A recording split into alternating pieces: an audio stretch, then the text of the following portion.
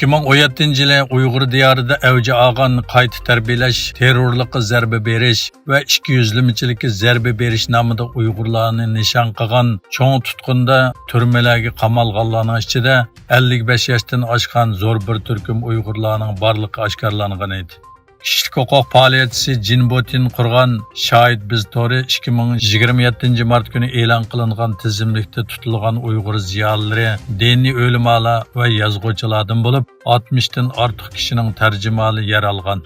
2018 yildan boshlab tutqundagi Uyg'ur ziyolilarining tizimligi e'lon qilinib, bu tizimlikni uzluksiz yangilab turgan.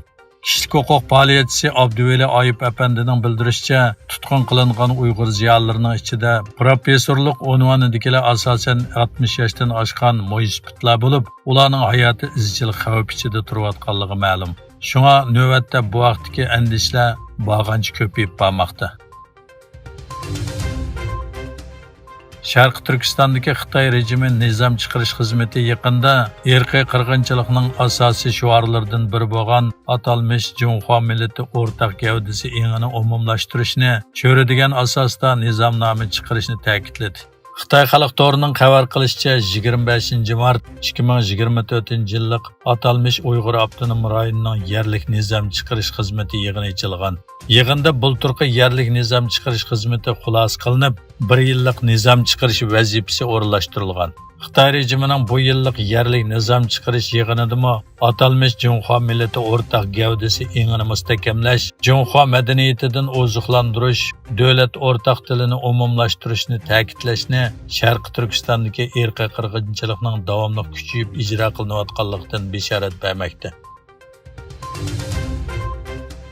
İjtimoiy axborotlardan oshkorlanishicha, Xitoy doiralari Ramazon kirgandan buyon Sharq Turkistonda har xil san'at faoliyatlarini tuzishga boshlagan.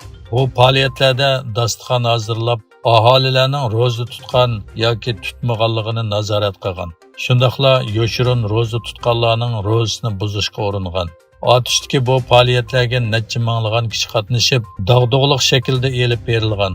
Do'yin qatorliq ijtimoiy axborot vositalaridagi uchurlardan ma'lum bo'lishicha, Uyg'ur elining har qaysi joylarida san'at faoliyatlari va bazmi ziyofatlar Ramazon kirgandan buyon son va dog'dug'i jihatdan ilgirga qaraganda nechasi oshgan. Xitoy Himalaya tog'ida Hindiston bilan chegara talash tortishi bo'layotgan rayondagi ba'zi joylarga yangi jo'grafiyalik ism qo'ygan. Xitoy Fuqarolar ishlari ministrligi e'lon qilgan bayonotda Xitoy Tibet avtonom rayonining bir qismi deb qaraydigan Hindistonning Arunachal Pradesh o'lkasidagi bir qism o'ltiraq rayon va yer shaklining ismini qiliblashtirish maqsadida o'zgartganligi xabar qilindi. Hindiston bosh ministri Modinning mushu oyning 5-ida rayonda tonel ichish ziyorati Xitoyning noroziligiga uchragan edi.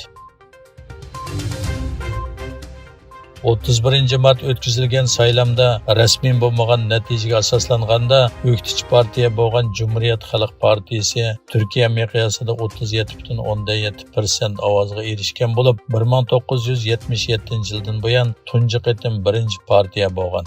Hokimiyat beshidagi Adolat va Taraqqiyot partiyasi bo'lsa 35,5% ovozga erishgan bo'lib, 22 yildan buyon kirgan saylamda erishgan bilet soni tunji qitim ikkinchi partiya bo'lib qolgan. 2018 yili qurilgan yangidan Refah partiyasi hayron qolarlik darajada 6,2% ovozga erishgan. Meksikadan Amerikaga qonunsiz o'tmoqchi bo'lgan Meksikaning Oaxaca shtatining dengiz sohilida kemasi buzilib qolgan 7 nafar ayol va bir erning jasadi topilgan.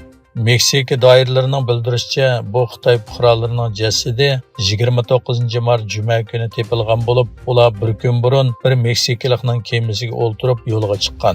Egilishicha, o'tgan yili 37 mingdan ortiq Xitoy fuqarosi Meksika Amerika chegarasida qo'lga olingan. Bu son 2 yil burunga qaraganda 50 ga oshgan.